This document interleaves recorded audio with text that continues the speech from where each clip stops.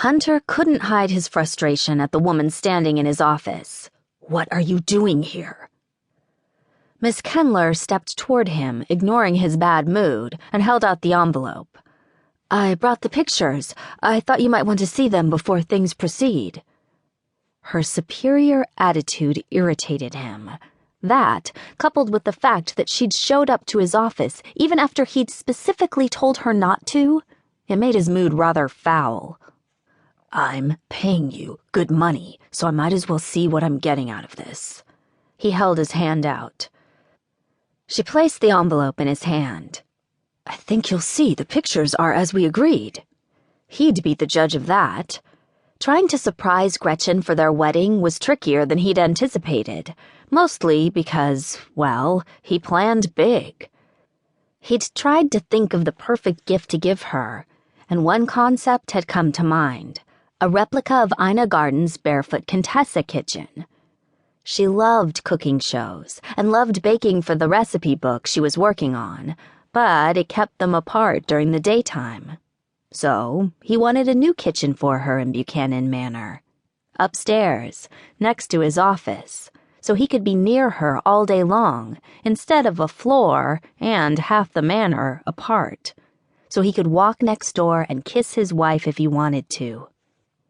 And, because he liked spoiling her, he might have gone overboard and requested the same kitchen for the private island he'd purchased her as a second wedding gift.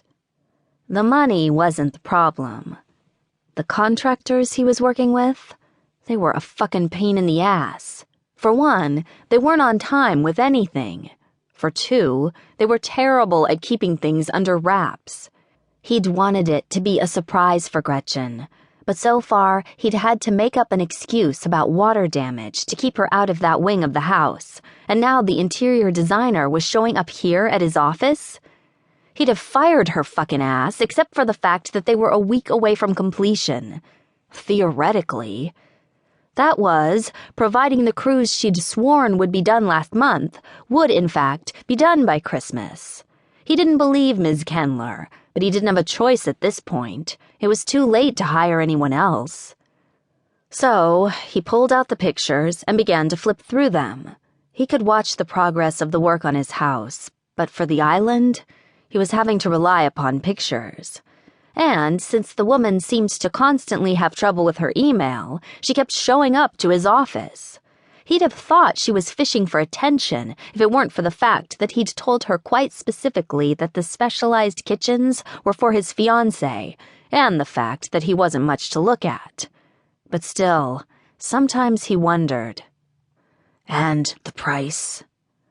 "A bit higher than we thought, but it's going to be necessary if we're going to make things happen." He grunted. "Why am I not surprised?" Contractors. This was the 4th time she'd raised the estimated price on him.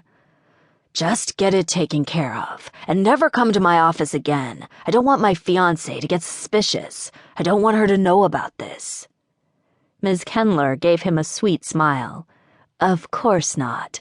Shall we move forward with the deal?" "Do I have a choice?"